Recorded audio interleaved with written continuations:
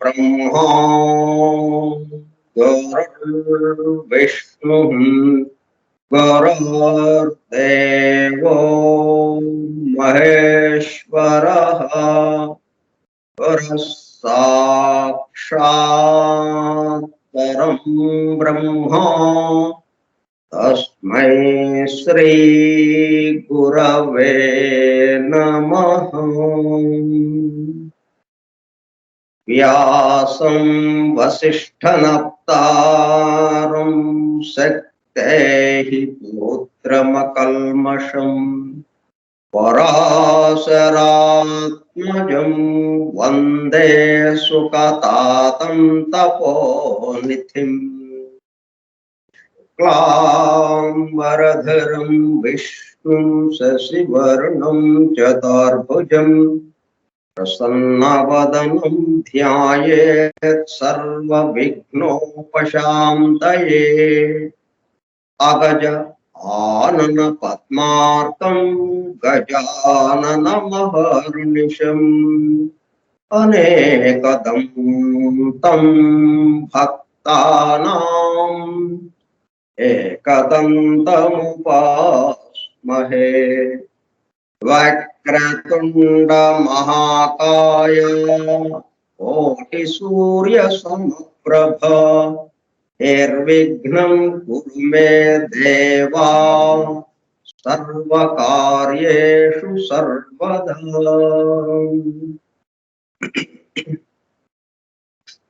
सरस्वती नमस्तुभ्यं वरदे कामरूपिणी विद्यारंभं करिष्यामि सिद्धिर्भवतु मे सदा। ॐ भूर्भुवस्सुवः ॐ तत्सवितुर्वरेण्यं भर्गो देवस्य धीमहि धियो यो नः प्रचोदयात्।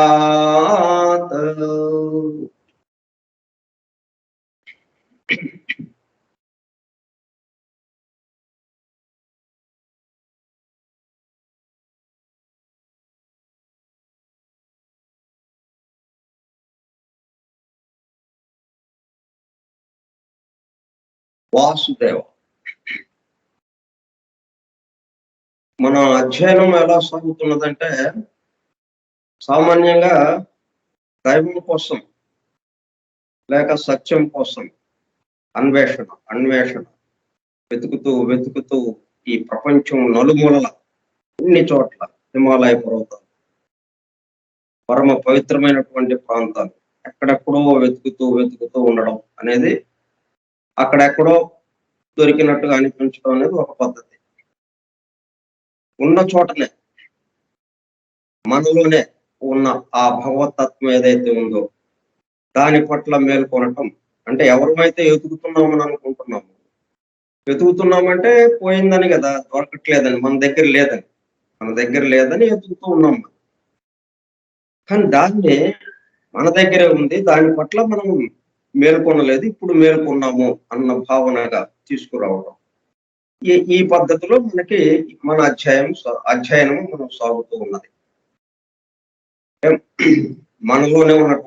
మనగా ఉన్నటువంటి భగవతత్వం ఏదైతే ఉన్నదో దాని యందు మేల్కొంట. ఎక్కడికి కదలలేదు, కుర్చీలో కూర్చున్నట్టే ఉన్నాం. ఎలా జరిగింది అద్భుతం?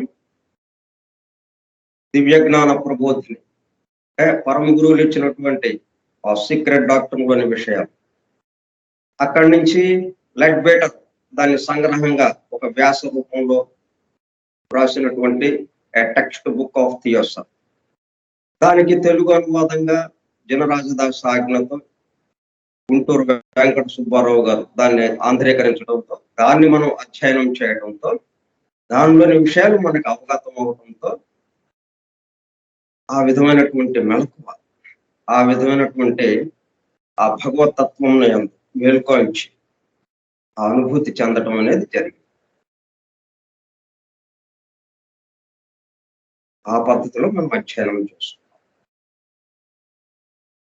ఇప్పటికీ కలక్కపోయినప్పటికీ కొంచెం ఇది గుర్తు చేసుకున్నా, ఒకసారి ఆ పుస్తకాన్ని మరలా మొదటి నుంచి చదువుకున్నా మీకు తప్పనిసరిగా ఆ తత్వదర్శనం అందుబాటులోకి వస్తుంది. ఆ అనుభూతి మీకు అందుతుంది తప్పకుండా.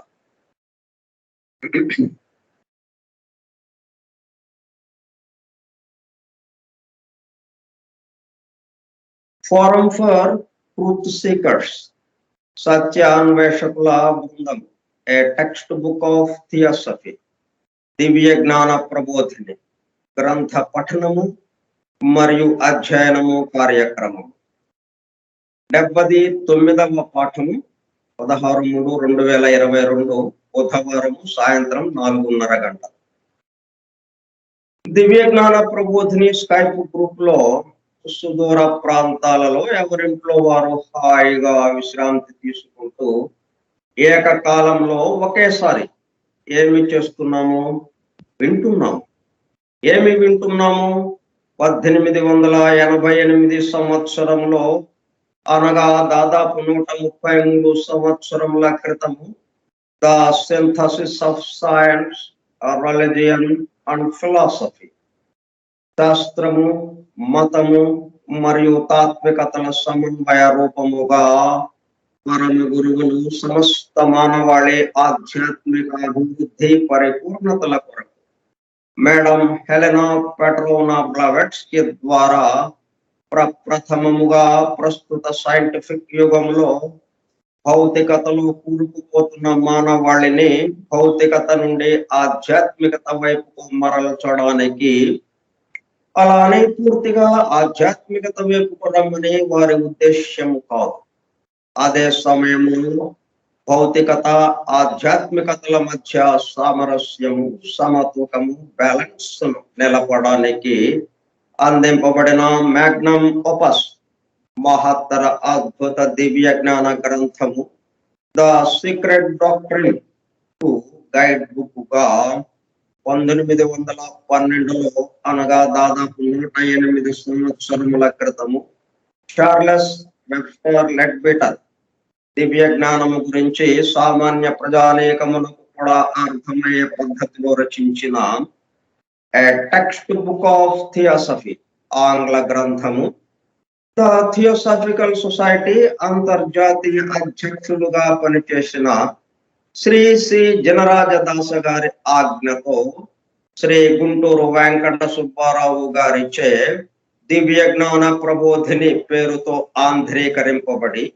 1942 సంవత్సరంలో, అనగా దాదాపు 80 సంవత్సరముల క్రితము, అడయారులోని ద థియోసాఫికల్ పబ్లిషింగ్ హౌస్ వారి ద్వారా ముద్రింపబడి తెలుగు భాష మాట్లాడే ప్రజలకు, మేధావులతో సహా సామాన్య ప్రజానేకకు దివ్య జ్ఞానము గురించి అవగాహన, అండర్స్టాండింగ్ చేసుకుని దానిలో తెలిపిన విషయములను తమ నిత్య జీవితంలో ఆచరణలోనికి తెచ్చుకున్నటకు వీలుగా అందుబాటులోనికి వచ్చిన గ్రంథ రాజములు ఫోరం ఫర్ ట్రూత్ సీకర్స్ సత్యాన్వేషకుల బృందము ద్వారా నిర్వహింపబడుచున్న గ్రంథ పఠనము మరియు అధ్యయనము కార్యక్రమంలో బూస్టర్ డోసుగా పఠిస్తూ అధ్యయనము చేయుచుండగా ఆ కార్యక్రమంలో పాల్గొని ఎలా వింటున్నాము?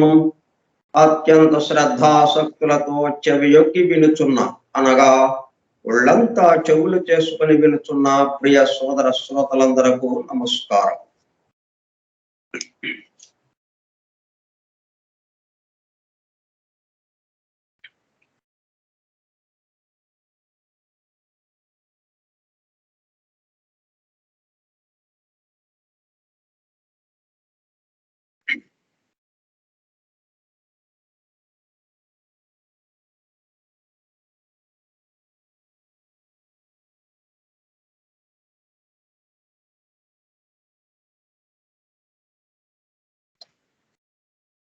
దివ్య జ్ఞాన ప్రబోధిని యోగి లెడ్బెటర్ గారు రాసిన ద టెక్స్ట్ బుక్ ఆఫ్ థియోసఫీకి ఆంధ్రీకరణము గుంటూరు వెంకట సుబ్బారావు చే ఆంధ్రీకరింపబడినది.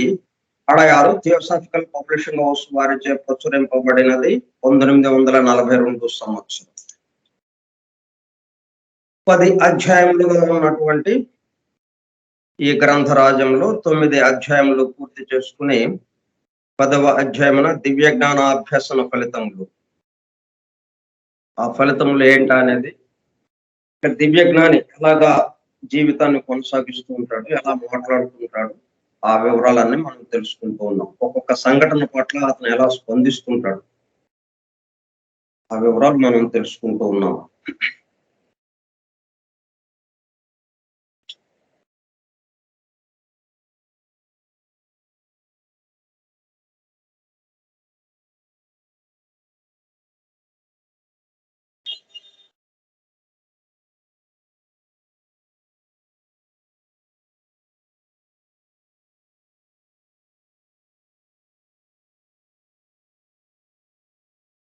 తనకు ఏదైనా సంభవించినప్పుడు అది తాను పూర్వపు దినములలో గాని పూర్వపు జన్మములలో గాని చేసిన పనుల యొక్కయు ఆడిన మాటల యొక్కయు మనస్సులో చారణించిన సంకల్పముల యొక్కయు ఫలితముగా సంభవించినదని కొనుక్కు. ఎఫెక్ట్స్ అన్ని ఇప్పుడు మనకి ఏంటి వస్తున్నాయి, అంతకుముందు మనం కాజుగా ఉండి పని చేసాం, పని చేసిన దాని తాలూకు ఎఫెక్ట్ ఇప్పుడు వచ్చింది. అంటే మనం పనులు చేసిన విధానం ఎలాగా జరిగింది, పని కన్నా ఆ పని యొక్క ఫలితం ఏది ఉందో దాని మీద ఎక్కువ దృష్టి పెట్టాం మనం. ఇప్పుడు ఈ అధ్యయనం ఉంది, ఈ అధ్యయనానికి సంబంధించి ఈ ఆ విషయాలు ఏమేమి చెప్పారు వాళ్ళు, వాటిని మనం ఎలాగా అర్థం చేసుకోవాలి, అలా అవగాహన చేసుకోవాలి, అంతవరకు. అలాగా కాకుండా ఇప్పుడు ఇది అయిపోతే నెక్స్ట్ మనకేంటి వస్తుంది, ఇప్పుడు ఈ అధ్యయనం వల్ల మనకేంటి వస్తుంది, ఆ తత్వదర్శనం మనకు అందుతుందా లేదా అని దీని యొక్క ఫలితం మీద ఎక్కువగా ఆసక్తి. దీన్ని అధ్యయనము, దీనికి సంబంధించిన విషయము తక్కువ ఆసక్తితో, అది ఫలితం పట్ల ఎక్కువ ఆసక్తితో చేయటం వల్ల ఏమైంది, ఆ ఫలితం మనల్ని బంధించడానికి సిద్ధంగా వచ్చింది. అదే పని వరకు చేయటం, ఆ పనికి ఎట్లాగా చేయాలో ఏంటో అంతవరకే చేయటం, ఆ పని తర్వాత ఏంటి అన్నది మనం ఆలోచించకుండా ఉంటే, పని వరకే మనం చేసుకుంటూ వెళ్ళిపోతున్నాం అనుకోండి, ఫలితం మన దగ్గరికి రాదు. నేను ఫలితం గురించి మనం ఆలోచించలేదు కాబట్టి ఫలితం మన వైపుకు రాదు. ఆ ఫలితం ఆ మొత్తానికి సంబంధించిందిగా వెళ్ళిపోతుంది, సృష్టి మొత్తానికి సంబంధించింది. అప్పుడు మనం బంధ విముక్తులు అయినట్టుగా అవుతుంది. బంధాలు ఎందుకని వస్తున్నాయి, చేసిన పనుల యొక్క ఫలితాల ద్వారా. అవి మరలా ఇంకొక పని చేయడానికి మనకి ప్రేరణ కలిగించి ముందుకు తీసుకెళ్తూ ఉన్నాయి, అవి మనల్ని చుట్టూ బంధిస్తూ ఉన్నాయి. కాబట్టి ఫలితముల పట్ల మనం ఎక్కువ ఆసక్తి లేకుండా, సామాన్యంగా ఏంటంటే ఫలితాల పట్ల మనం ఆసక్తి చూపిస్తుంటాం. దానివల్ల ఏమవుతుంది, తిరిగి అది మన వైపుకి రావడానికి ఆస్కారం ఏర్పడుతుంది. ఇప్పుడు అది ఫలితాల పట్ల మన ద్వారా జరుగుతున్నాయి పనులన్నీ మనం చేయటం లేదు, మనం గమనించే వాళ్ళముగా ఉన్నాము. ఆలోచన వచ్చింది. ఆలోచన ఎలా తెలిసింది మనకి? గమనించే వాళ్ళంగా ఉంటేనే కదా తెలిసింది. మన నేను నా నోటి నుంచి వచ్చిన మాట మీకు వినపడుతుంది అంటే మీరు గమనించే వాళ్ళుగా ఉన్నారు కాబట్టి. కాబట్టి అది దానికన్నా వేరుగా ఉన్నారు కాబట్టి మీకు వినపడటం జరిగింది. నేను కూడా నేను మాట్లాడేదానికి వేరుగా నేనున్నాను కాబట్టి నా నోటి నుంచి మాట వచ్చింది అది అలాగే. అట్లా మనం వేరుగా ఉన్నాం, గమనించే వాళ్ళముగా ఉన్నాం మనం. ఆ జీవాత్మ ఏదైతే ఉందో నేను అనేది అది గమనించేవాళ్ళుగా. ఇంకా ఈ మొత్తానికి సంబంధించిన పెద్ద నేను అది గమనించేవాడుగా ఉన్నాడు ఆయన. అందుకే మయాధ్యక్షేణ ప్రకృతి సూయదేశ చరాచరం అని చెబుతున్నాడు ఆయన. ఆయన గమనించేవాడుగా. గమనించే వాళ్ళంగా ఉన్నప్పుడు ఏమవుతుంది? పనులు జరిగిపోతుంటాయి. కానీ పనులకు సంబంధించినటువంటి ఫలితాలు మనకి సంబంధం లేనిగా అయిపోతాయి. దాంతో మనం బంధింపబడటం ఉండదు. ఎన్ని పనులు చేసినా పొద్దున్న నుంచి రాత్రి 24 గంటలు పనులు చేసినా ఆ పనుల ఫలితాలు మనల్ని బంధించవు. పని చేసుకుంటూ వెళ్తాం అంతే, బంధించవు. దానివల్ల ఏమైంది? అంతకుముందు మనం ఎలాగ చేసాం పనులు? ఫలితాల గురించిన ఆలోచనతో నిండిపోయింది మనసంతా. పని చేస్తున్నాం, పని మీద శ్రద్ధ కన్నా ఆ పనికి చేస్తే వచ్చే ఫలితం మీద ఎక్కువ ఆలోచనతో చేసుకుంటూ వెళ్ళాం. ఇప్పుడు మనం ఏం చేసాము? పని గురించే ఆలోచిస్తూ చేసాం, పని మీదే దృష్టి పెట్టి చేసాము. అంటే ఆ ఖాళీ ఏర్పడింది. ఆ ఖాళీలో ఏమైందనమాట? ఇది ఫలితము అనే దాని గురించి ఆలోచించాము కదా అంతకు ముందు. ఇప్పుడు ఫలితం గురించి ఆలోచించట్లా. ఆ ఖాళీ ఏర్పడింది. ఆ ఖాళీలో ఏమొస్తుంది? ఖాళీ ఉండదు కదా, బ్యాలెన్స్ ఎప్పుడు బ్యాలెన్స్ ఉంటుంది. అన్ని నిండుగా ఉంటాయి ఎక్కడ కూడా. ఆ ఖాళీకి ఏమవుతుందనమాట? ఆ భగవద్ అనుభూతి వచ్చేస్తుంది. శాశ్వతమైనటువంటి ఆనందం ఏది, శాశ్వతమైన శాంతి ఏది ఉందో అది చేరిపోతుంది అక్కడ. ఇట్లా ఆనందంతో పనులు చేయుట అయిపోయింది. అంతకుముందు పనులు చేసి ఆనందించటం, పనులు ద్వారా ఆనందాన్ని పొందటం, ఆ పని పూర్తయ్యాక అప్పుడు ఆనందం వచ్చింది నాకు అన్నట్టుగా అయిపోయింది. ఇప్పుడు ఈ అధ్యయనము ఇది పూర్తయిపోతే ఇది చాలా చక్కగా జరిగింది, అందరూ సహకరించారు, చాలా బాగా జరిగింది అని ఇప్పుడు ఆనందించడం. కానీ అట్లా కాదు. మనం ప్రారంభం నుంచి ఆనందిస్తూ చెప్పడం, ఆనందంతో చెప్పడం, ఆనందంతో వినడం అట్లాగా అయిపోతుంది అనమాట.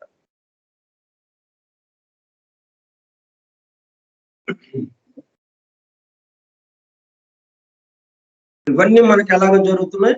ఎందుకని? పూర్వపు జన్మలలో గాని, పూర్వపు దినములలో గాని చేసిన పనుల యొక్కయు, ఆడిన మాటల యొక్కయు, మనస్సులో చారణించిన సంకల్పముల యొక్కయు ఫలితముగా సంభవించినదని కనుగొను. ఇప్పుడు మనకి అవగాహన ఏర్పడింది. అంతకుముందు చేసిన పనుల ఫలితం ఇప్పుడు మనల్ని ఇంకొక పని చేయడానికి ప్రేరణ కలిగిస్తూ మనల్ని బంధిస్తున్నది అన్న విషయం మనకు అర్థమైంది. అర్థమైనప్పుడు మనం బంధించేటట్టుగా చేస్తామా? ఇక ఈ రోజు నుంచి చేసే పనులు ఎలా ఉంటాయి? నిన్న చేసిన పనికి ఇప్పుడు కొంచెం చిన్న కష్టం వచ్చింది. ఓకే, ఆ కష్టం మనదే. ఎందుకంటే మరి మనం చేసిన పనుల తాలూకు ఫలితంగా అది వచ్చింది. ఓకే అని యాక్సెప్ట్ చేస్తాం. యాక్సెప్ట్ చేసి దాన్ని అంగీకరిస్తాం. అంగీకరించేటప్పుడు కల్లా దానికి సంబంధించి సగం కష్టం తగ్గిపోతుంది, సగం బాధ తగ్గిపోతుంది.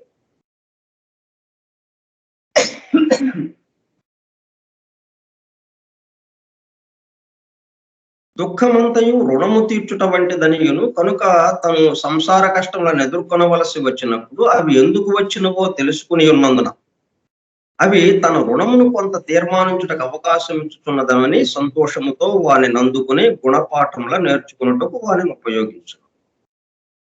ఈ పని చేసినందువల్ల ఇట్లాగా జరిగింది కాబట్టి ఇట్లా కాకుండా మనం ఈ పద్ధతిలో చేయాలి అన్నట్టుగా కూడా వస్తుంది. అట్లా మీమాంస కాకుండా అట్లా మీమాంస పడ్డా మళ్ళీ ఇబ్బంది అవుతుంది. అది ఇలా చేయాలా, అలా చేయాలా, దీంతోనే జన్మలు గడిచిపోతాయి. అట్లా కాదు, మన ద్వారా జరుగుతున్నాయి అయిపోయింది. దెబ్బకి దాని నుంచి విడిపోయాం. ఆ ఇంజన్ కి తగిలించినటువంటి పెట్టె తీసేసినట్టు అయిపోతుంది. మన ద్వారా జరుగుతున్నది ఉన్న వాస్తవం కూడా అదే కదా. అదంతా మనం 9 అధ్యాయాల్లో మనం నేర్చుకున్నాడు. ఈ సృష్టికి సంబంధించిన మొత్తం అమరికని మనం గమనించినప్పుడు ఏం జరిగింది? మన ద్వారా జరుగుతున్నాయి. ఈ మొత్తం మెషిన్‌లో, ఈ మొత్తం మహాయంత్రం, సృష్టి అనే మహాయంత్రంలో మధ్యలో ఉన్నాం మనం. మనకి ముందున్నాయి, మన తర్వాత ఉన్నాయి. కాబట్టి మన మధ్యలో మనం ఉన్నాం. అక్కడెక్కడి నుంచో వస్తుంది. మన ద్వారా పక్కవాడికి వెళ్ళిపోతూ ఉన్నది. కాబట్టి మనం చేసిందేమి లేదు ఇక్కడ. మన ద్వారా జరుగుతున్నాయి. కాబట్టి అక్కడ నిలబడి ఉన్నాం మనం. ఇప్పుడు మనం స్లాబ్ వేసేటప్పుడు కింద నుంచి పైకి ఒక 20 మంది ఉంటారు. ఈ తట్ట కింద నుంచి మనం ఆ కాంక్రీట్ తయారు చేసేసి కాంక్రీట్ ఒక బేసిన్‌లో పోస్తారు. ఆ బేసిన్ ఏం చేస్తాడు? ఒకడికి అందిస్తాడు. ఈ ఒకడు తనకి పైనున్న వాడికి అందిస్తాడు. వాడు తన పైనున్న వాడికి. వాళ్ళెవ్వరు కదలరు. అలాగలాగా పైకెళ్ళిపోతుంది. ఆ స్లాబ్ పైన వేసే చోటకి వెళ్ళిపోయి అక్కడ దాన్ని గుమ్మరించేస్తారు. అట్లాగా స్లాబ్ పూర్తయిపోతుంది. వీళ్ళలో ఎవరన్నా కదిలారా? కదిలిందేంటి? బేసిన్. ఆ కాంక్రీట్ ఉన్నటువంటి బేసిన్ కదిలింది గానీ వీళ్ళెవరు కదలలేదు. అక్కడ అది తమాషా. అట్లాగుంటుంది మన పరిస్థితి అది వాస్తవంగా, యథార్థంగా మన ద్వారా జరగటమే. మనం నిలబడి ఉన్నాం, మన ద్వారా వెళ్ళిపోతున్నాం. మనకు అందించబడింది, మనం మళ్ళీ పక్క వాడికి అందిస్తున్నాము అన్నట్టుగా ఉంటుంది ఈ పనులన్నీ కూడా. అయితే అవన్నీ ఏంటి? మనం మన మీద వేసుకోవటం వల్ల వచ్చిన ఇబ్బంది అన్నమాట. ఈ అమెరికా కూర్పు తెలియకపోవటం వల్ల అంతకుముందు మనం ఏం చేస్తాం? మన మీద వేసుకున్నాం. ఇది నా ఆలోచన, ఇది నా యొక్క నేనే చేయాలి, నేనే చేస్తున్నాను అన్నట్టుగా మనం అనుకున్నాం. ఇప్పుడు అది లేకుండా వెళ్ళిపోయింది. నా ద్వారా జరుగుతున్నది. దాంతో అది క్లియర్ అయిపోతుందన్నమాట. మరియు ఇంకొక విధముగా అతడు వానిని ఒక అవకాశంగా కూడా గైకొనును. ఏలైనా వానిని సరియైన తీరున ఎదుర్కొనిన ఎడల వానికి ఇంకొక లక్షణం ఉన్నట్టు కనిపించును. అతడు ముందు రాబోవు కష్టంలా ఇప్పుడు అనుభవించడంలో కాలము పుచ్చడు. కష్టము సంభవించినప్పుడు తెలివి తక్కువగా ఏడ్చుచూ కూర్చొని ఆ కష్టమును పెంపు చేయక. ఇక్కడ తమాషా చూడండి. ఇప్పుడు ఒక కష్టం వచ్చింది మనకి. ఇక్కడ 2 రకాలు ఉన్నాయి. కష్టమేమో వచ్చింది. అది అంతవరకు ఒక పాయింట్ అది. ఒకటి ఇది. అది వచ్చిందే అని బాధపడటం అనేది దానికి ఇంకొక ఐటమ్ వచ్చింది. కష్టమేమో ఎలాగూ ఉంది అక్కడ. ఆ ఉన్న కష్టాన్ని మరింతగా జోడిస్తూ, మరింతగా పెంచుతూ మనం ఏం చేస్తున్నాం? అయ్యో! ఇదొచ్చింది నాకు. అయ్యో! ఇదొచ్చింది నాకు. ఎట్లాగా? అని దాని గురించి బాధపడేటప్పుడు కల్లా ఆ కష్టం 100 రెట్లు పెరిగిపోతాం. వచ్చిన కష్టం చాలా చిన్నది. ఆ కష్టం కూడా ఎందుకొచ్చింది? మనం దానికి కారణమై ఉన్నాము. దాంట్లో ఏమాత్రం అనుమానం లేదు. ఈ cause and effect, law of cause and effect ద్వారా, కార్యకారణ సంబంధం ద్వారా అది మనదే అయ్యింది. తప్పనిసరిగా మనదే అయ్యింది. మనదే అయితే మన దగ్గరకొస్తే ఆ వచ్చిన దాన్ని ఇంకా చిన్నది చేసుకోవాల్సింది పోయి మనం దాన్ని మరింత పెంచుతున్నాం. దాని గురించి బాధపడుతూ ఆ కష్టాన్ని పెంచుతున్నాం మనం. కష్టం సంభవించినప్పుడు తెలివి తక్కువగా ఏడ్చుచూ కూర్చుని ఆ కష్టమును పెంపు చేయక దానిని అనుభవింపక తప్పనంత వరకు ఓరిమితోనూ స్థైర్యముతోనూ భరింపబూనుకును. ఓకే, వచ్చింది.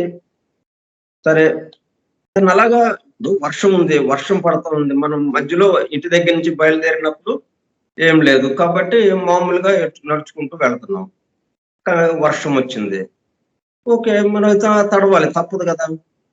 అయ్యో తడిసిపోతున్నాను అనకుండా, అరే వర్షంలో తడిస్తే భలే ఉందే అని చెప్పి దాన్ని ఆనందంగా మార్చుకోవటం. వర్షంలో తడిస్తే మనకి ఇబ్బందిగానే ఉంటుంది. కానీ ఆ ఇబ్బందిని అంతకుముందు మనం మామూలుగా అయితే వర్షంలో తడవం కదా. తడవకుండా వర్షం పడినప్పుడు చాలా జాగ్రత్తగా గొడుగు ఇవన్నీ పెట్టుకుని వర్షంలో తడవకుండా జాగ్రత్తలు పడతాం. ఇది తప్పనిసరి అయింది. వర్షం వచ్చింది. వర్షం వచ్చేటప్పటికల్లా మధ్య దారిలో అది తడవలసిన అవసరం ఏర్పడింది. అరే తడిసిపోయాం వర్షం అంటే ఎలాగా అంటే ఆ వర్షం పడుతున్న, ఆ వర్షం తడుస్తున్న అనుభూతి లేకుండా పోయింది. అది రావాలన్నా రాదు కదా మనకి. అంటే అట్లాగా మనం ఆ కష్టాల్ని అలాగా మార్పు చేసుకోవాలన్నమాట. ఓహ్! భలేగా ఉందే ఇది అన్నట్టుగా. అప్పుడేంటన్నమాట, దాని గురించి బాధపడకుండా ఉండటం వల్ల కష్టం తగ్గిపోతుందది. ఇప్పుడు ఒకాయన ఏం చేశాడు, ఊరెళ్ళిపోయాడు. ఒకాయన ఎవరు ఊరెళ్ళాడు. ఎక్కడికో చాలా దూరం వెళ్ళాడు. కొన్ని నెలలు పట్టింది ఆయన తిరిగొచ్చేటప్పుడు. అప్పుడు వస్తే చెప్పారంట వాళ్ళు. మీరు ఊళ్ళో లేనప్పుడు ఏం జరిగిందో తెలుసా ఇక్కడ? మొత్తం వరద వచ్చేసింది. వరదొచ్చి మొత్తం గ్రామమంతా నిండిపోయింది వరద నీళ్లు. దాంతో మనం పడవల మీద తిరగాల్సొచ్చింది. ఒక ఇంటి నుంచి ఇంకో ఇంటికి వెళ్ళటానికి. అంటే దాదాపుగా బిల్డింగు దాకా వచ్చేసినాయన్నమాట. ఇల్లు ఇల్లు పై కప్పు దాకా వచ్చేసినాయి నీళ్లు. అట్లా వచ్చినప్పటికల్లా పడవల మీద వెళ్ళాల్సొచ్చింది. ఎంత కష్టపడ్డామో మేము, ఎంత బాధపడ్డామో. నువ్వు లేవు సమయానికి అని చెప్పి ఆయనతో అన్నారు. ఆయన అంటాడు, అరెరే! నేను లేకుండా పోయానే పడవల మీద భలేగా తిరిగేవాడిని చక్కగా. మామూలుగా అయితే మరి అట్లా కుదరదు కదా! మనం రోడ్డు మీద నడిచేవాళ్ళం. పడవల మీద వెళ్ళటానికి కుదరదు కదా! మనకి ఎన్ని నీళ్లు తీసుకొస్తే మనం పడవల మీద వెళ్ళగలుగుతాం? ఆ ప్రకృతి ఆ వరద రూపంలో అక్కడికొచ్చింది కాబట్టి అన్ని నీళ్లు వచ్చినాయి గానీ మామూలుగా రావు కదా! కాబట్టి ఎంత గొప్ప విషయాన్ని మీరు ఎంత సుఖంగా, ఎంత గొప్ప విషయం, ఎంత ఆనందకరమైన విషయాన్ని మీరు ఏంటి దుఃఖంగా చెబుతున్నారు అని చెప్పి ఇతనన్నాడు. ఇట్లా ఉన్న దాంట్లో ఆనందాన్ని ఎతకటం. అలా చేస్తాం మనం. దివ్యజ్ఞాని ఏం చేస్తాడంటే, కష్టం వచ్చింది. ఏడ్చి దానికి ఎక్కువ చేసుకోడు దాన్ని. కష్టాన్ని ఎక్కువ చేసుకోవటం, కష్టాన్ని తగ్గించుకోవటం, ఆ కష్టం ఎవరికైతే వచ్చిందో వాడి చేతిలోనే ఉంది. వాడి చేతిలో ఉందంటే విషయం అర్థమైతే కష్టాన్ని తగ్గించుకోవడానికి చూస్తాడు. విషయం అర్థం కాకపోతే కష్టాన్ని పెంచుకోవడానికి చూస్తాడు. అంతకంటే ఏమి లేదు. అవగాహన, అండర్‌స్టాండింగ్. ఈ సృష్టికి సంబంధించినటువంటి అమరిక, కూర్పు కొంచెం మనకు అందుబాటులోకి వచ్చిన ఆ కష్టాన్ని తగ్గించుకోవడానికి చూస్తాడు. మరి వాడు చూడండి, "అరే! నీళ్ళన్నీ పడవలో తిరిగారా? అబ్బబ్బా! నేను మంచి ఛాన్స్ పోయింది నాకన్నాడు." పడవలో శుభ్రంగా తిరిగేవాడిని. మన జన్మలో అటువంటి విషయం రాదు కదా! అని అన్నాడు. అలాగనమాట. వాళ్ళేమో అయ్యో! అని ఏడుస్తూ చెప్పారు వాళ్ళు. దాంట్లో ఏడవలసిన పనేముంది చక్కగా ఆనందించగా అని చెప్పి ఇతనన్నాడు. కష్టము సంభవించినప్పుడు తెలివి తక్కువగా ఏడ్చుతూ కూర్చొని ఆ కష్టమును పెంపు చేయక, దానిని అనుభవింపక తప్పనంత వరకు ఓర్మితోనూ, స్థైర్యముతోనూ భరింపబూనుకొనును. అట్లని అతడు తన కష్టములను భరించుట తన విధి అని, భరించక తప్పదని అట్లా అనుకుంటే ఏమవుతుంది మళ్ళీ నిస్పృహ, నిరాశ అవుతుంది. మన నుదుట రాశాడు. ఏం చేస్తాం? అంతే. నా జీవితం ఇంతే అని అట్లాగా కూర్చోడు మళ్ళీ. అలా కూర్చున్నందువల్ల మళ్ళీ ఉపయోగం లేదు గదా! దాన్ని ఇంకా పెంచుకున్న వాళ్ళం అవుతాం. నిరాశతో అలాగా నిస్పృహతో కూర్చున్నా దాన్ని పెంచుకున్న వాళ్ళం అవుతాం. ఏడుస్తూ పెడబొబ్బలు పెడుతూ గందరగోళం చేసినా కనపడ్డోళ్ళందరికన్నా చెప్తా ఉన్నా అది పెంచుకున్నోళ్ళం అవుతాం. అట్లా కాకుండా నిస్పృహతో భరించడు. ఎలా భరిస్తాడు వాడు? ఎందుచేతననగా ప్రతికూల పరిస్థితులు సంభవించినప్పుడు అవి అట్టి పరిస్థితులను తరించు శక్తిని తనకు కలిగించుకొనుటకు తటస్థించిన అవకాశముగా భావించి. ఓహో! అంతకు ముందు వరకు మామూలు సామాన్యంగా తిరుగుతున్నాడు. ఆ కష్టాన్ని ఎదుర్కొనే శక్తి అతనికి ఉందో లేదో తెలియదు. ఇప్పుడు ఆ కష్టాన్ని ఎదుర్కొనే శక్తి తనకు ఉందా లేదా? దాన్ని ఎలా ఎదుర్కోవాలి? ఇంకా ధైర్యంగా వాడిలో ఆ పోరాట పటిమ, దాన్ని ఎదుర్కొనే శక్తి ఇటువంటియన్నీ పెంచుకోవడానికి చూస్తాడు. దాన్ని ఎలాగా తగ్గించుకోవాలి? ఆ వచ్చిన కష్టాన్ని. దాన్ని ధరించడం ఎట్లాగా? అని కలిగించుకుంటూ తటస్థించిన అవకాశముగా భావించి, దానివల్ల చిరకాలము నాటి దుష్కృతము నుండి భవిష్యత్ అభివృద్ధికి బీజమును పుట్టించు. ఎందుకంటే మనం ప్రతి నిమిషం ఏం జరుగుతుంది? ప్రతి క్షణం నిన్నటిది ఇవాళొచ్చి, ఇవాళది రేపవుతోంది. ప్రతి క్షణం నిన్నటిది ఇవాళ, ఈనాటిది రేపు. రేపు అంటే అది బీజం అవుతా ఉంది. ఆ రేపు పుట్టడానికి కావాల్సిన బీజం ఏర్పడుతుంది ఈ రోజున. కాబట్టి రేపు కష్టాన్ని మనం బీజంగా ఎక్కర్లేదు. ఏడుస్తూ కష్టం రాగానే కష్టం గురించి ఏడుస్తూ ఉండేటప్పటికల్లా ఏమైంది, మళ్ళీ రేపు బీజంగా ఏర్పడింది అది. ఏడుస్తూ కడబొబ్బలు పెడుతూ నాకు ఇది వచ్చిందే ఇట్లాగొచ్చిందే అని ఇట్లాగా బాధపడుతూ ఉండేటప్పటికల్లా, లేకపోతే నిస్పృహతో ఇదే ఆయన రాత రాస్తాడంట బ్రహ్మ, నుదుటి మీద రాస్తాడంట ఇంకంతే. అంటే అప్పుడు కూడా ఏంటిది, తను చేసిన పనులకని ఫలితంగా అనుకోవట్లేదు అప్పుడు కూడా. ఆయన ఎవరో రాశాడు ఆ సృష్టికర్త, మన కంటికి కనపడలేదు. మనల్ని పుట్టించినోడు మన నుదుటి మీద రాశాడంట. ఈ కష్టాలు అనుభవించు, ఈ సుఖాలు అనుభవించు అని రాసి పంపించాడంట. అందుకని మరి ఏం చేస్తాం, తప్పదు అన్నట్టుగా ఉంటుంది. అంతేగాని అతనికి అసలైన ఈ అమెరికా కూర్పు ఏంటి, తను చేసిన పనుల యొక్క ఫలితాలే తన చుట్టూ ఉన్నాయి, తనకి మరలా తన వైపుకి వస్తున్నాయి, తనకి అది బాధ రూపంలోనూ సుఖం రూపంలోనూ తన వైపుకి వస్తున్నాయి మళ్ళీ అన్న భావన లేదు. ఇటు కష్టం వచ్చింది అని ఏడ్చేవాడికి ఆ భావన లేదు, తనది అనేది లేదు. ఇట్లా నిస్పృహతో భరించక తప్పదు, ఏం చేస్తాం, ఇది వ్రాత నుదుట రాశాడు ఏం చేస్తాం అని నిరాశ పడేవాడు కూడా తనదే అని అనుకోవటం లేదు. అప్పుడు ఏమవుతుంది, రేపటికి ఇది బీజం అవుతుంది. అంటే మళ్ళీ కష్టం ఎక్కడితో ఆగిపోకుండా మళ్ళీ దానికి కష్టానికి ఇంకొక సంతానం పుట్టించినట్టు అయిందనమాట. ఇంకొక కష్టాన్ని పుట్టించిన వాళ్ళం అయ్యాం. కష్టం గురించి బాధపడినందువల్ల ఏంటి జరుగుతూ ఉంది, ఇంకొక కష్టాన్ని పుట్టిస్తున్నాం, మళ్ళీ పిల్ల కష్టాన్ని. అది మరి పెరిగి పెద్దదవుతుంది మళ్ళీ. అది రేపో ఎల్లుండో లేకపోతే ఓ సంవత్సరానికో మళ్ళీ మన దగ్గరకు వస్తుంది, పెద్దదై మళ్ళీ అమ్మ అయ్యో అని మళ్ళీ అట్లాగా అవుతూ ఉందన్నమాట. అదే ఇప్పుడు ఈ దివ్య జ్ఞాని ఏంటి ఆలోచిస్తాడు, ఓహో ఇది మనం ఇటువంటి కష్టాలు వచ్చినప్పుడు దాన్ని ఎదుర్కోవటం ఎట్లాగా, ఎదుర్కోవటం అంటే దాని పట్ల వ్యతిరేక భావంతో కాదు. మొట్టమొదటిగా వాడు ఏం చేస్తాడు, ఇది నాదే అని అంగీకరిస్తాడు.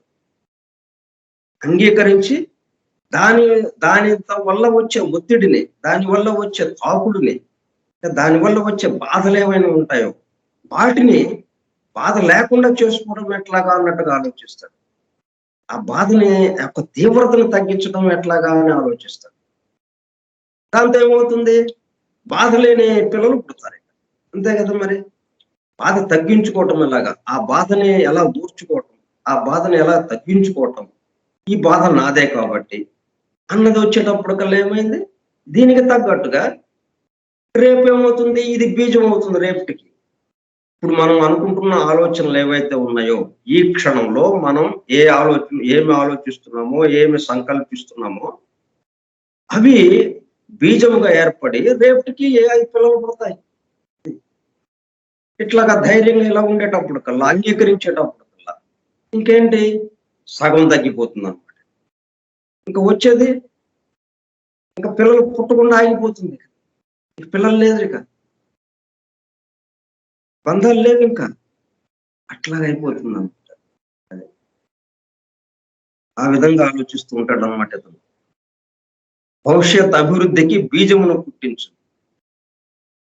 తాను తీర్చవలసిన రుణములను తీర్చుటలోనే తనకు ముందు సర్వకాలమునకును సహాయభూతముగా ఉండదగిన ధైర్యము, స్థిరమతి అను సుగుణములను వికసింపజేస్తుంది.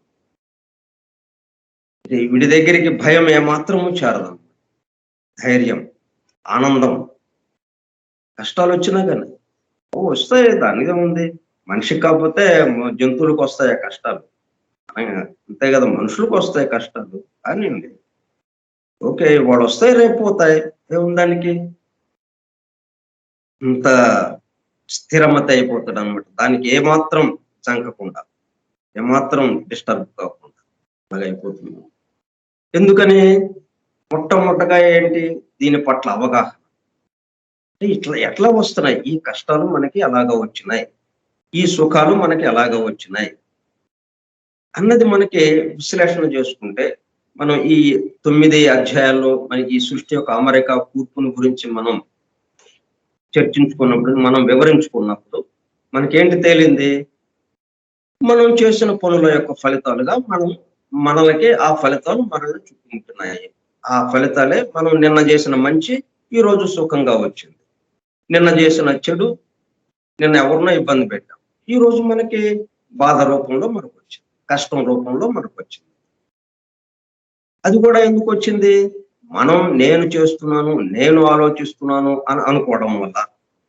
ఆ విషయం కూడా ఇక్కడ ఒకేసారి 2 విషయాలు మనం పెట్టుకోవాలి. ఒకటి మనం మన మీద వేసుకుని, నా ఆలోచన ఇది, నా ఆలోచన నేను చేశాను ఈ పని అని అనుకోవడం వల్ల అవి మన చుట్టూ వచ్చినాయి. మన దగ్గరికొచ్చినాయి. ఇప్పుడు ఇక్కడ దాని నుంచి మరి బయటపడాలంటే ఏం చేయాలి? ముందు దాన్ని అంగీకరించడం ఫస్ట్. మొట్టమొదటగా మనం చేయాలి వచ్చిన దాన్ని అంగీకరించడం. రా కూర్చో అని కుర్చీ ఏసి కూర్చోబెట్టడం. ఇది మన దగ్గరకొచ్చింది. మన ఇంటికి ఎవరన్నా వచ్చారంటే అర్థం ఏంటండి? మనతో పనుండే కదా వచ్చారు వాళ్ళు. కాబట్టి మనం రండి కూర్చోండి అని అంటాం. దాంతో ఏమవుతుంది? వాళ్ళు మనం పో పో ఏంటి మా ఇంటికొచ్చావు? నువ్వు ఇక్కడికి రాకూడదు పో పో అనంటే వాడికి మరింత కోపం పెరుగుతుంది మన మీద. వాడేంటి ఆ కష్టాన్ని ఇంకా పెంచుతాడు మనకి. అట్లా చెప్పినందువల్ల. వాడు శుభ్రంగా వచ్చి కూర్చో బాబు అని చెప్పి మనం కూర్చుని మంచినీళ్ళు తాగు, టీ తాగానన్నాం అనుకోండి. మన పట్ల వాడు ప్రేమ భావం పెరుగుతుంది. అంటే ఆ కష్టం వాడే తగ్గిస్తాడు. కష్టం మనకి తగ్గేటట్టుగా వాడు చేస్తాడు. దానివల్ల చూడండి ఎంత ఇదో. కష్టాన్ని మనం పాజిటివ్ గా తీసుకుని ఇది నాదే అని అంగీకరించినప్పుడు దాని యొక్క తీవ్రత ముప్పాతికొంతు తగ్గిపోతుంది. ఇక మిగతా పాతికొంతు ఇది ఎట్లాగా దీని నుంచి బయటపడటం ఏంటి ఎలాగా అని ఆలోచించడం. తర్వాత ఇది ఎందుకు వచ్చింది అసలు? ఇది ఎలా జరుగుతూ ఉంది? మనం చేసిన పనుల ఫలితాలు మన దగ్గరికి రావడం ఏంటి? ఎందుకు వచ్చినాయి? అని దాని యొక్క విశ్లేషణ మనం అంతకుముందు చెప్పుకున్నాం కాబట్టి ఇది నేను చేశాను, నా ద్వారా జరిగింది అనుకోకుండా వాస్తవంగా యథార్థంగా నా ద్వారా జరుగుతుంటే దాన్ని మర్చిపోయి మనం నేను చేస్తున్నాను, నేను ఆలోచిస్తున్నాను అనుకోవడం వల్ల ఇది నా దగ్గరకు వచ్చింది అన్నది అర్థమవుతుంది వాడు. ఇక అక్కడి నుంచి ఏం చేస్తాడు? నా ద్వారా జరుగుతున్నాయి. That's all. ఆలోచన నేను తెప్పించలేదు, నాకు వచ్చింది ఆలోచన. అంటే నాకు వచ్చింది ఆలోచన అంటే నాది కాదుగా.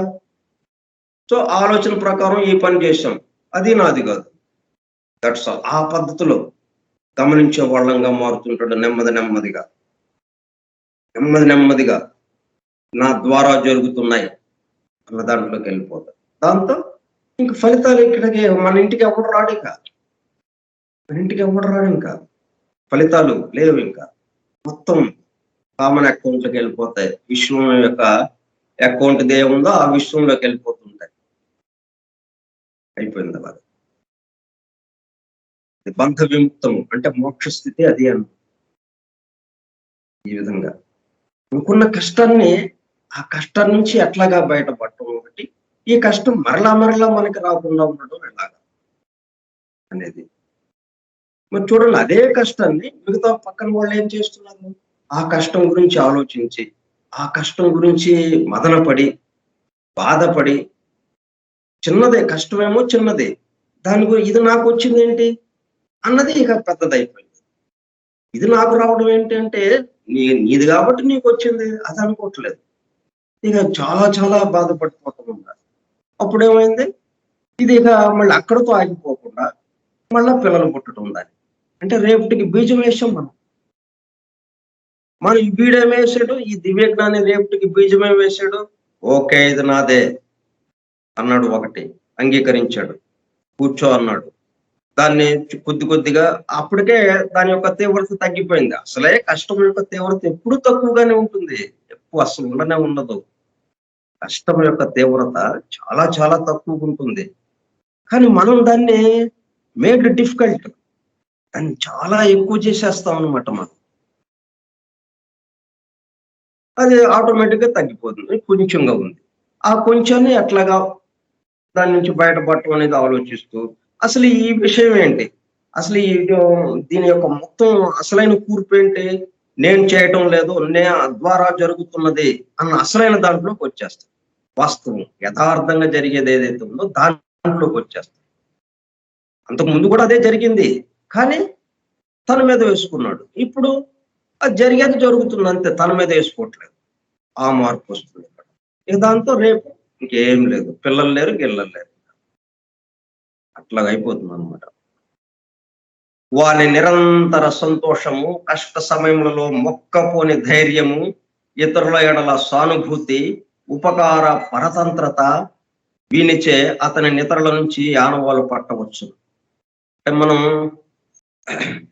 వీడు దివ్యజ్ఞాని అని ఎలాగా తెలుస్తుంది? ఇదిగో ఇటువంటి విషయాల ద్వారా. ఏంటి ఇంత కష్టం ఉంటే వాడేంటి దర్జం మామూలుగా అసలు ఏమీ కష్టం లేనట్టు తిరుగుతున్నాడు ఏంటి వీడు అని అనిపిస్తుంది చుట్టూ చూసే వాళ్ళకి. మాకు ఈ కష్టం వస్తే అసలు ఉంటామా మేము? ఇటువంటిదేంటి ఈయన శుభ్రంగా తిరుగుతున్నాడు, ఆనందంగా ముఖంలో చిరునవ్వు ఏంటి అసలు? ఎంత ధైర్యంగా ఉన్నాడు అని అనిపిస్తుంది. అది దివ్యజ్ఞానం అంటే అదన్న.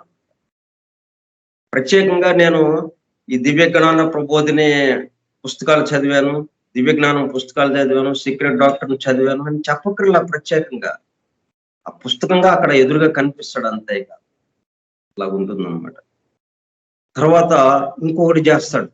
తనకు వచ్చిన కష్టం తను ఒక్కడికే రావడం లేదు. ఇట్లాగా ఇటువంటి ఇదే కష్టం ఎన్నో వందలు, వేలు, లక్షల మంది బాధపడుతూ ఉన్నారు ఈ ప్రపంచంలో. అది ఆలోచిస్తాడు. అరే నేను ఒక్కడికే కాదు, ఇట్లా ఇంతమందికి వచ్చింది ఇన్ని కష్టాలు, ఇదే కష్టము ఇలా చాలా మందికి ఉన్నది. కాబట్టి వీళ్ళందరికీ ఆ కష్టం లేకుండా ఉంటే బాగుండు కదా అని ఆలోచిస్తాడు. ఇప్పుడు తను ఒక్కడికే నాకు ఈ కష్టం లేకుండా ఉంటే బాగుండు కదా అని అనుకోడు. అది ఒకటి మార్పు వస్తుంది. ఎందుకంటే నా కోసం కాదు, నా చుట్టూ ఉన్న వారి కోసం అనే దాంట్లోకి వచ్చాం మనం. దాంతో ఏమైంది? మనకు ఒక కష్టం వస్తే అరే ఇటువంటి కష్టం చాలా మందికి ఉన్నది, వీళ్ళందరికీ ఆ కష్టం లేకుండా ఉంటే బాగుండే అని ఆ భగవంతుని ప్రార్థించటము, ఆ విధంగా సంకల్పించటం అలా చేస్తారు. అంతేనా, నా ఒక్కడి కష్టం పోతే బాగుండు అని దేవుడికి మొక్కుకోవడం, కొబ్బరికాయలు కొట్టడం ఇట్లాగా చేయడం. అందరి కష్టం తగ్గాలి. ఇటువంటి కష్టాలతో ఇటువంటి కష్టంతో ఎంతమంది అయితే బాధపడుతున్నారో ఈ ప్రపంచంలో వాళ్ళందరికీ తగ్గాలి. ఆ కష్టం లేకుండా ఉండాలి. ఆ కష్టం నుంచి ఉపశమనం పొందాలి వాళ్ళు అన్న భావనతో ఉంటాడు. దానివల్ల ఏంటి? నిరంతర సంతోషం, కష్ట సమయములలో మొక్కపోని ధైర్యం, ఇతరుల ఎడల సానుభూతి, ఉపకార పరతంత్రత అందరికీ తగ్గాలి, నా ఒక్కడికి తగ్గటం కాదు అన్నట్టుగా చెప్తుంటాడు అన్నమాట. వీనిచే అతని నిద్రల నుంచి ఆనవాలు పట్టవచ్చు. అట్టి వాడయ్యును అతడు జీవితమును ఉపేక్షింపక. అంటే ఏదో అసలు ఇంటి విషయాలు పట్టించుకోకుండా, భార్య పిల్లల్ని పట్టించుకోకుండా, వాళ్ళకి కావాల్సినవి ఏంటో చూడకుండా వీడి దారిన వీడు పోతున్నాడా అని అనుకుంటే కాదు, అట్లా కాదు. అట్లా ఎట్టి పరిస్థితుల్లోనూ కాదు. భగవద్గీత విని అర్జునుడు ఎట్లాగైతే యుద్ధం చేయకుండా ఉన్నవాడు, యుద్ధం చేయనని వెళ్ళిపోతాను యుద్ధ భూమి నుంచి అని చెప్పి అన్నవాడు, భగవద్గీత విన్నాక యుద్ధం చేశాడు, వాడు విజయుడయ్యాడు. అట్లా ఉంటుందన్నమాట ఈ దివ్య జ్ఞాన ప్రబోధిని. ఈ దివ్య జ్ఞానము గురించి, ఈ దివ్య జ్ఞానం చెప్పినటువంటి సృష్టికి సంబంధించిన విషయాలు విన్న తర్వాత ఈ విన్నవాడు ఎవ్వడు కూడా ఇక దీని నుంచి నేను వెళ్ళిపోతున్నాను అని కాషాయ బట్టలు కట్టుకుని ఎక్కడికో వెళ్ళిపోవటం అనే పాయింట్ అనే రాదనమాట. చాలా విచిత్రమైన విషయం. ఆధ్యాత్మికంగా కానీ లేకపోతే ఫిలాసాఫికల్ గా కానీ, అంటే తత్వవేత్తలు కానీ, తత్వ చింతన కానీ, వీటి ద్వారా ఏంటి ఇక కుటుంబం నుంచి దూరం అయిపోతాడు వాడు. ఏదో వాడు వాడు ఆ సమయానికి తినటం, కూర్చొని ధ్యానం చేసుకోవడం అంతే. ఇంట్లో ఎవరున్నారో ఏంటి, వాళ్ళ గతి ఏంటి ఏమి ఆలోచించడం లేదు. ఇక ఇట్లా ఉండదు వీడు. ఎలా చేస్తాడంట అతడు? జీవితం ఉపేక్షింపక ప్రపంచమున ప్రతి వానికి చేయదగిన పని విశేషముగా ఉన్నదనియును.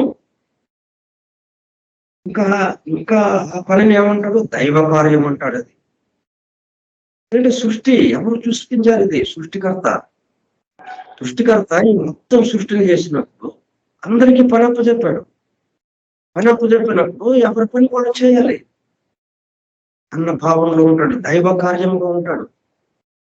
అంతకుముందు మామూలుగా తన కోసం పని చేస్తున్నాము అనుకున్న వాళ్ళ ఇప్పుడేంటి దైవ కార్యం, అదే పని దైవ కార్యముగా ఎంచి కుటుంబం పట్ల ఇంకా శ్రద్ధ పెరుగుతుంది, ఇంకా బాధ్యత పెరుగుతుంది.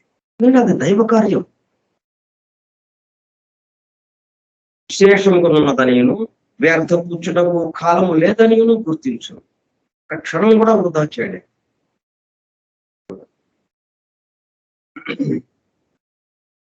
మనం మామూలుగా ఆధ్యాత్మికంగా ఆత్మదర్శనం జరిగిందో లేకపోతే దాని గురించి ఏదో ధ్యానం చేసుకుంటున్నాడు, తపస్సు చేసుకుంటున్నాడు అంటే ఇక మొత్తం అన్ని వదిలేసి వెళ్ళిపోవటం మనం చూస్తుంటాం ఎక్కువ మంది.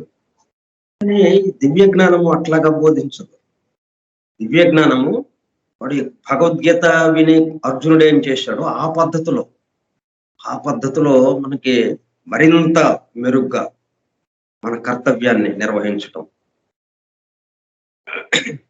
అంత కర్తవ్యం నిర్వహిస్తూ నా ద్వారా జరిగింది అని చిన్నగా చెప్పడం, నా ద్వారా జరిగింది అనుకోవటం. ఒక్క క్షణం కూడా వ్యర్థపరచడం. అతడు తన భావి గతిని తాను నిర్మించుకుంటేగాక తన చుట్టూనున్న వారి గతిని మార్చుటకు కూడా తాను కర్తయ్యగున నేను నిశ్చయముగా నెరవేరు. అంటే తన పనుల ద్వారానే తన చుట్టూ ఉన్న వాళ్ళలో మార్పు తీసుకొస్తాడు. ఇక తర్వాత మాటల ద్వారా, చేతల ద్వారా ఇట్లాగా. అందుచేత తన శక్తిని వినియోగించడంలో అతనికి ఎంత భారమైన బాధ్యత కలదో ఇతడు.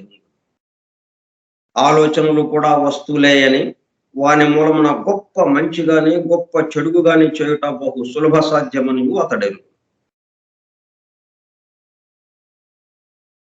ఆలోచన సంకల్పం మామూలుగా నోటితో మాట్లాడిన దానికన్నా ఎక్కువ బలమైంది. అది సూక్ష్మంగా ఉన్నదల్లా ఎక్కువ శక్తి, అది ఎక్కువ దూరం వెళ్ళగలదు. ఆలోచన అనేటప్పుడు దానికి రూపం ఉంటుంది. అది మనం ఎవరి గురించి ఆలోచిస్తున్నామో వాడి దగ్గరికి ప్రయాణం వెళ్ళిపోతుంది. కొన్ని వేల కిలోమీటర్ల దూరంలో ఉండొచ్చు, వాడి దగ్గరికి వెళ్ళిపోతుంది. అదే మనం మామూలు మాట్లాడితే ఎదురుగా ఉన్న 5గురికి 10 మందికి ఆ కొంత దూరం వరకే వినిపిస్తుంది. ఓ 10 అడుగులు లేకపోతే ఒక 20 అడుగుల వరకే వినిపిస్తుంది మనం మామూలుగా నోటి నుంచి వచ్చిన మాట అయితే.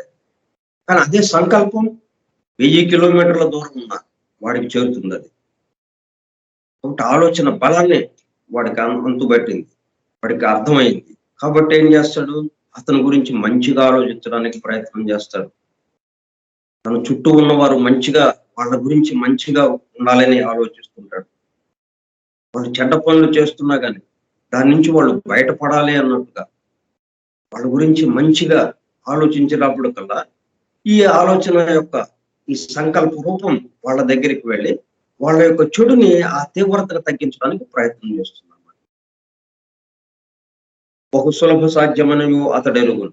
ప్రతి వాడును తన సంకల్పములు ఇతరుల పైన కూడా పనిచేయును గనుక తనకు తానే ఒంటరిగా జాలడనియును. ఇదంతా ఏంటి, మనం ఎక్కడ దేన్నైనా విడదీయటానికి ఉందా? ఈ సృష్టి సమస్తంలో ఒక్క అడుగుని కూడా విడదీయవంతముగా అయిపోయినాయి. ఇప్పుడు ఇతని దగ్గర దివ్య జ్ఞాని అని ఎప్పుడైతే అన్నామో, ఈ విషయాలు మొత్తం మనకి ఎప్పుడైతే అవగతమైనాయో ఇంకా ఇతని నుంచి కదిలే ప్రతిదీ అత్యద్భుతంగా మారిపోయినాయి, అత్యంత శక్తివంతమైనవి. కాబట్టి చాలా జాగ్రత్తగా ఉంటాడు. అంతకుముందు ఏమాత్రం శక్తి లేనివిగా ఉన్నాయి. ఎట్లా చేసినా కానీ ఆ పక్కదాన్ని కూడా కదపదు. ఇప్పుడు ఏమాత్రం చేసినా వెంటనే చుట్టూ ఉన్నటువంటి 100 కిలోమీటర్లు 200 కిలోమీటర్ల వరకు దాని యొక్క ప్రభావం వెళ్ళిపోతుంది. కొన్ని వందల మంది మీద దాని ప్రభావం చూపిస్తుంది. అంత శక్తివంతం అయిపోయినాయి అనమాట. కొన్ని చాలా జాగ్రత్తగా ఉంటాడు. ఒకడు ఇతరులను గురించి ఇంచుకంతయు చింతించక ఉన్నాను, మంచికి గాని చెడ్డకు గాని వారిని తాను మార్చునని అతడు ఎరుంగు. అట్లా అతని సంకల్పములు అతనికి తెలియకుండా ఇతరులను మార్చుటకు తోడు అతడు బుద్ధిపూర్వకముగా ఇతరులకు మేలు చేయుటకు తన మనస్సును ఉపయోగించు. అసలు ఇతను జీవిస్తున్నటువంటి ఆ జీవన విధానమే చూసి ఆ యోగమయ జీవితంగా అయిపోయింది అయింది. మనం పతంజలి యోగ సూత్రాల్లో ఏమైతే చెప్పారో దానికి డిటోగా ఉన్నాడు ఆయన. పతంజలి యోగ సూత్రాలకి ఒక పుస్తక రూపంలో ఉన్నాడు అనమాట ఇతను. అతని యొక్క చేష్టలు, అతని ఆలోచనలు, అతని పనులు, ఇతరులతో ప్రవర్తించే తీరుతెన్నులు అట్లాగైపోయింది అతను. అయిపోయేటప్పటికల్లా దానివల్లే ఎంతో మంది కొంచెం మారటానికి అవకాశం ఉంటుంది. ఇంకా బుద్ధిపూర్వకంగా ఇతరులకు మేలు చేయుటకు తన మనస్సును ఉపయోగించు. అప్పుడు ఇంకా మరింతగా వాళ్ళని మార్చడానికి వీలు. కష్టంలోనున్న మిత్రులు అనేకులకు తాను మానసికముగా ఉపకారమును, ఉపశమనమును కలిగించుటకై స్పంద తరంగములను అతడు ప్రసరింపజేయును. ఆ విధముగా తన ఎదుటను ఒక క్రొత్త లోకము ప్రత్యక్షమగుటను అతడు గావచ్చు. ప్రాణికీలం ద్వారా ఇలాగే జరుగుతూ ఉన్నది. ఈ మొత్తంలో ప్రాణికీలం ఒక భాగంగా ఉంది. దాని ద్వారా మరి ఆ ఆలోచన తరంగాలని అలా పంపించడం. అతడెప్పుడు ఉన్నతములను ఔదార్యవంతములైన తలంపులనే గాని నీచములను దుష్టములకు తలంపాన్ని అంగీకరించు. ఇక్కడ ఇలా రాశారు గాని ఇంకా ఇతని యొక్క స్థితి ఎలాగ వచ్చింది? ఇక మంచి చెడు పాపము పుణ్యము ఇవన్నీ లేవు. ఇంకా ఉన్నది ఒకటే ఒకటే భగవతత్వం, సమస్తము వ్యాపించున్నటువంటి ఆ భగవతత్వం ఒక్కటే అతనికి కనిపిస్తూ ఉంటుంది. అతను ఎవరితో వ్యవహరిస్తున్నాడు? భగవంతుడితో వ్యవహరిస్తున్నాడు. ఎవరితో మాట్లాడుతున్నాడు? భగవంతుడితో మాట్లాడుతున్నాడు. నేను మీతో మాట్లాడుతున్నాను, కానీ నేనేమనుకోవాలి? భగవంతుడితో మాట్లాడుతున్నాను నేను.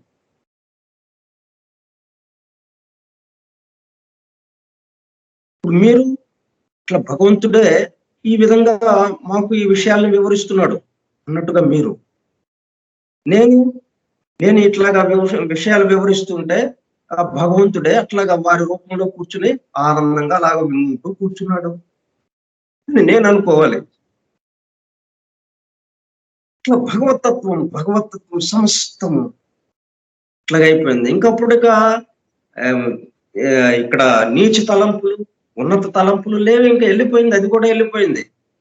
ఆ స్థాయి కూడా దాటిపోయింది. ఇక అతనికి వచ్చే తలంపులే ఎవరికి ఏది కావాలో అవి వస్తుంటాయి. ఇంకా నీచము లేదు, ఉన్నతము లేదు అన్న భావంలోకి వెళ్ళిపోతుంది అనమాట.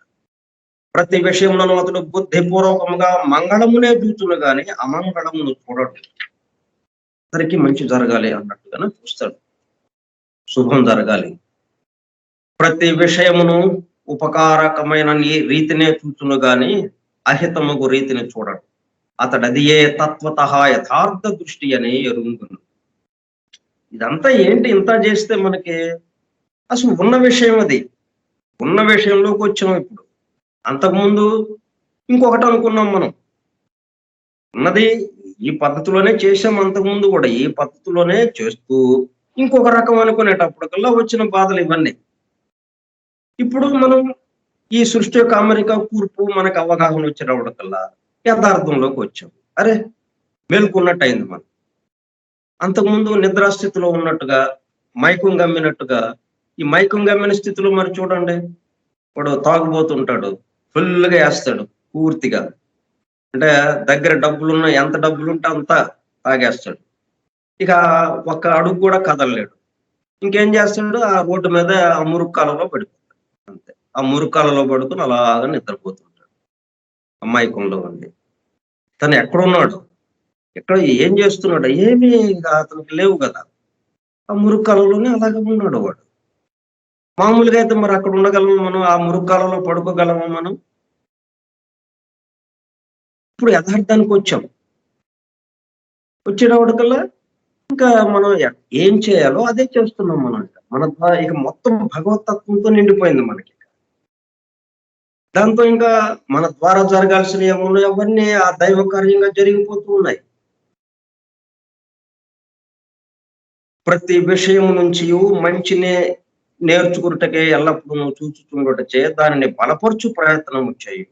ప్రతి వస్తువులకు ఆటంకము కలిగించుటకు కాక సహాయము చేయుటకే నిరంతరము ప్రయత్నించుట చేత. నో అనే ప్రశ్న రాదు ఇతనికి. అట్లా భుజం తట్టడమే. ఓ ఎస్ కానివ్వండి పర్లేదు, బ్రహ్మాండం. ఆ భుజం తడుతూ ప్రోత్సహించడమే. అట్లా చేయమాక భలేవాడివే, అలా చేయమాక అనే ఎగతాళిగా ఇట్లా మాట్లాడడం అసలు ఏమాత్రము ఉండదన్నమాట. ప్రోత్సహించడం, భుజము తట్టి ప్రోత్సహించడం. అతడు తన తోడి వారికి ఎప్పుడు ఉత్తరోత్తరముగా ఉపయుక్తుడగుచు ఆ రీతిగా అద్భుతమైన ఈ పరిణామ వ్యూహమున తన కొనువైనంత కొంచెముగా సహకార్యం. ఈ పరిణామ వ్యూహంలో మరి అందరినీ పరిపూర్ణులుగా చేయడం కోసం ఈ సృష్టి మొత్తం జరుగుతూ ఉంది ముందుకి. ఈ పరమగురు పరంపర, ఈ మహీపీఠము, ఆ మనువు 14 మనువులు మరి ఉన్నారు కదా.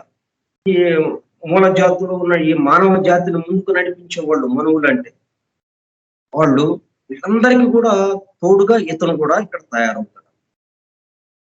ఇప్పటి వరకు వాళ్ళకి వ్యతిరేకంగా ఉన్నాడు, అది ఆపడానికి అన్నట్టుగా ఉన్నాడు. ఇప్పుడు దాకా మనం ఎలాగున్నాం, ఈ పరిణామాన్ని మనకు మనమే మోకాలు అడ్డం పెట్టుకుని మనమే ఆగిపోయేటట్టుగా అలాగూ చేసుకుంటూ వస్తున్నాం. మన జీవితం అలాగా జరుగుతూ వచ్చింది.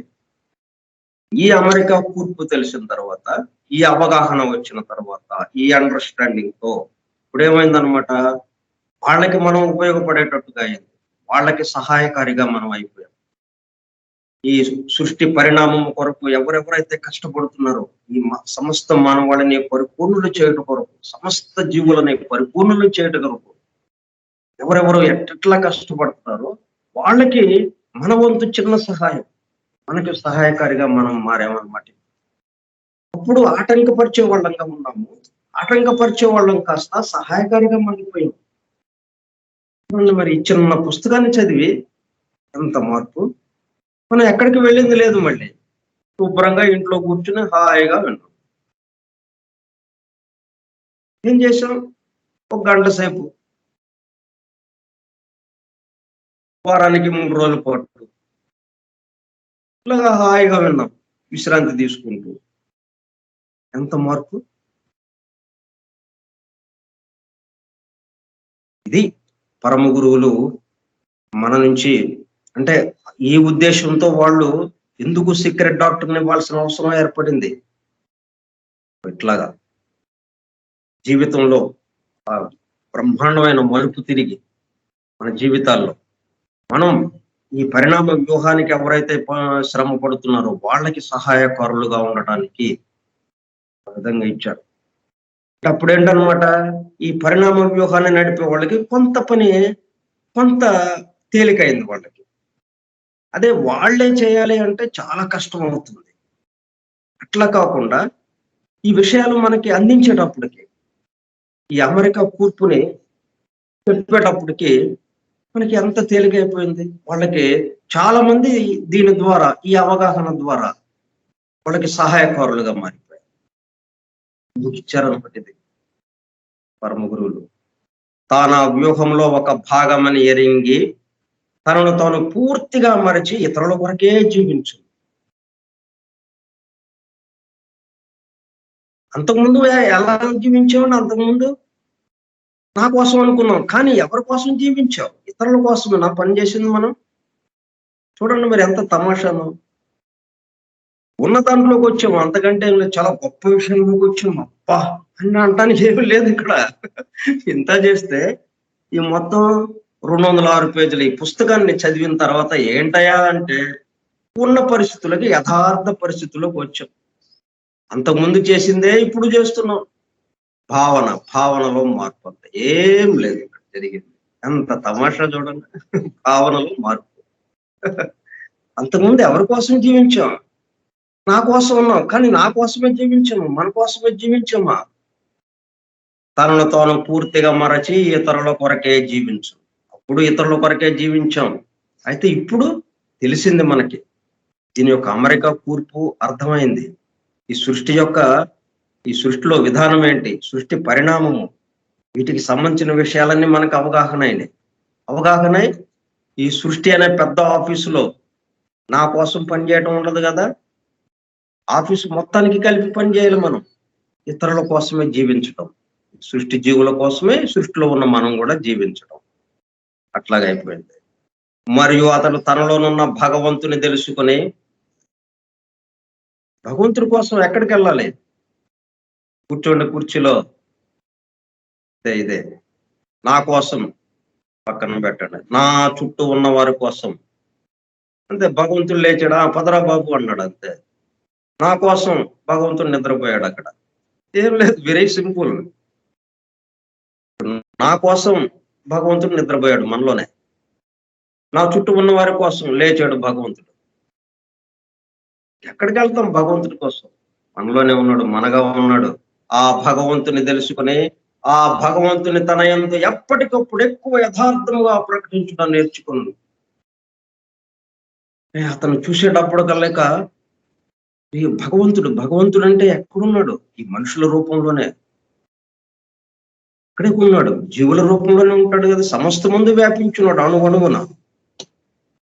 ఈయనలో ఎక్కువగా ప్రకాశించడం మొదలు పెడుతుంది.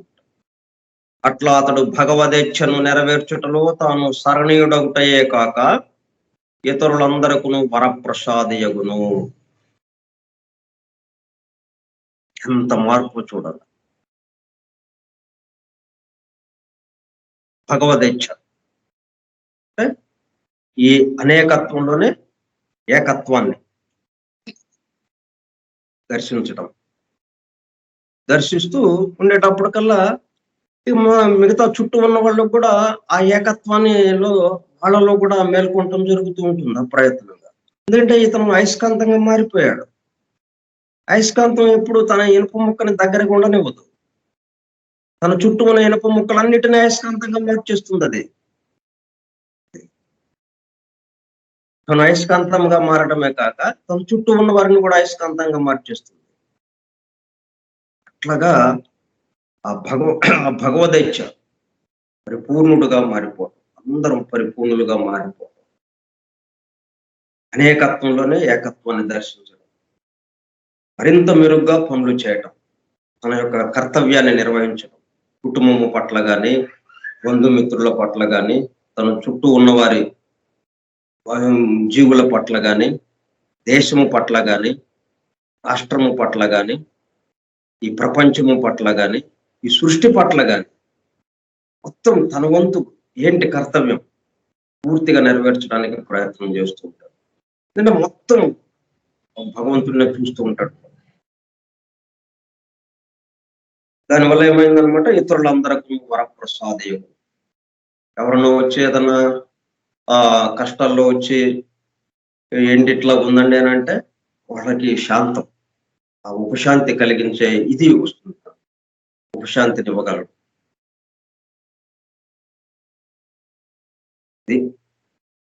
శ్రీ గుంటూరు వెంకట సుబ్బారావు విరచిత దివ్య జ్ఞాన ప్రబోధిని గ్రంథము సంపూర్ణము.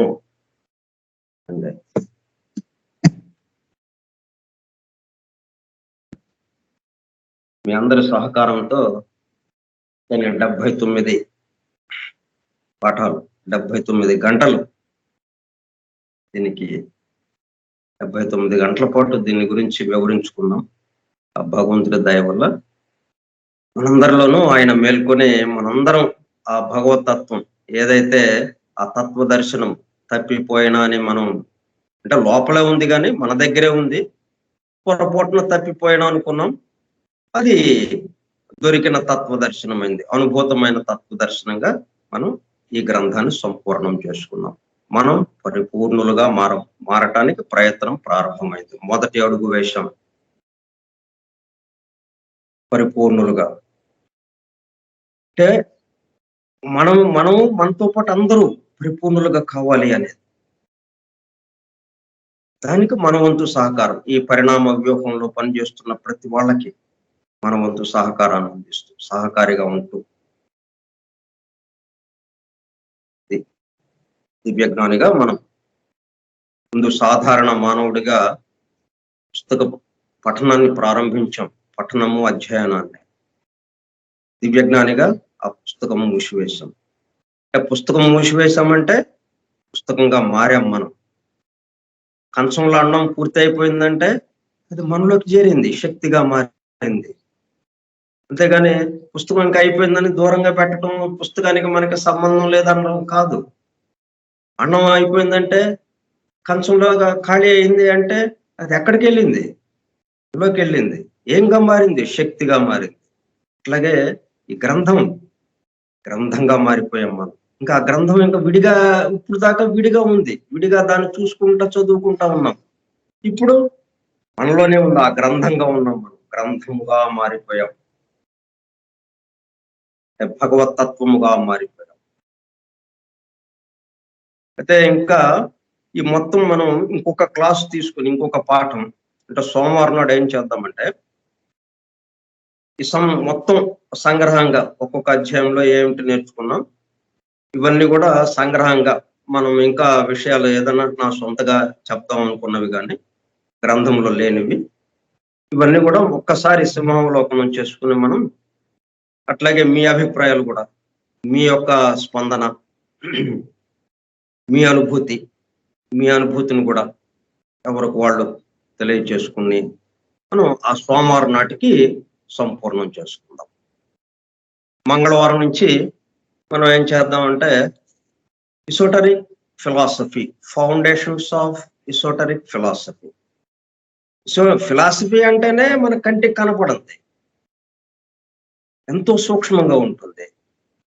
ఆ ఫిలాసఫీ అంటే ఇసోటరిక్ ఫిలాసఫీ అంటే ఇసోటరిక్ అంటే ఇంకా నిగూఢమైనవి, ఇంకా గుప్తంగా ఉండేవి, అస్సలు కంటికి కనపడేవి కావు. ఆ రెండే కనపడవు. ఇసోటరిక్ కనపడదు, ఫిలాసఫీ కనపడదు. ఇంకా ఏంటంట ఫౌండేషన్స్ ఆఫ్, వాటి రెండిటి యొక్క ఫౌండేషన్స్ అంట. ఫౌండేషన్ అసలు మనకు కనపడుతుందా? ఇంటి ఫౌండేషన్ అసలు కనపడుతుంది మనకి. ఈ రెండే కనపడకపోతే ఈ రెండిటి యొక్క ఫౌండేషన్స్ అంట. అవి రాసింది ఒక ఆమె. దేంట్లో నుంచి రాసింది? From the writings of HP Blavatsky. ఆమె ఆ సీక్రెట్ డాక్టర్లో ఇంకా ఇతర చాలా చాలా రాసింది కదా, వాటిలో నుంచి ఏర్చి కూర్చి రాసి ఈ బ్లావెట్స్కి చూపించింది చివరిలో. ఇంకా ఆమె అప్పటికి చనిపోలేదు, దేహం విడవల అప్పటికి. ఆమె చూపించి ఆమె తలూపింది అనమాట. ఆ పుస్తకాన్ని మనం మంగళవారం నుంచి అధ్యయనం చేద్దాం. తత్వశాస్త్రం మూల విషయాలు. ఆమె ఎవరంటే ఇఎన్టి హాస్కిన్స్, ఇంగ్లాండ్ లో ఉన్నామే. ఇఎన్టి హాస్కిన్స్ అన్నామే ఆ గ్రంథాన్ని రాసిందనమాట, ఆ కూర్పు చేసింది ఆమె. అది చెప్పుకున్నాం. సోమవారం నాడు దీని గురించి, దివ్య జ్ఞాన ప్రబోధిని గురించి ఇంకా మిగతా అనుభూతులు వివరించుకుందాం. మనం సడన్ గా మనం బయటకు వెళ్ళిపోకుండా కొంచెం ఆ విషయాలు అవి ఏంటి, మనం ఈ 79 పాఠాలు 79 గంటల పాటు మనం గడిపాం, ఏంటి విషయం అని చెప్పి వాటిని గురించి కొంత వివరించుకుని అప్పుడు మనం మంగళవారం నుంచి ఈ దీంట్లోకి వెళ్దాం. Foundations of esoteric philosophy. మొత్తం 3 కూడా కంటికి కనపడనివి. ఓకే, చూద్దాం. స్వస్తి ప్రజాభ్యః పరిపాలయంతాం న్యాయేణ మార్గేణ మహిం మహిషాః బ్రాహ్మణేభ్యః శుభమస్తు నిత్యం. లోకాః సమస్తాః సుఖినో భవంతు. లోకాః సమస్తాః సుఖినో భవంతు. లోకాః సమస్తాః సుఖినో భవంతు. ఓం శాంతి శాంతి శాంతి. ఓపికగా విన్న సోదర శ్రోతలందరకు ధన్యవాదాలు. ఓకే, సంతోషం.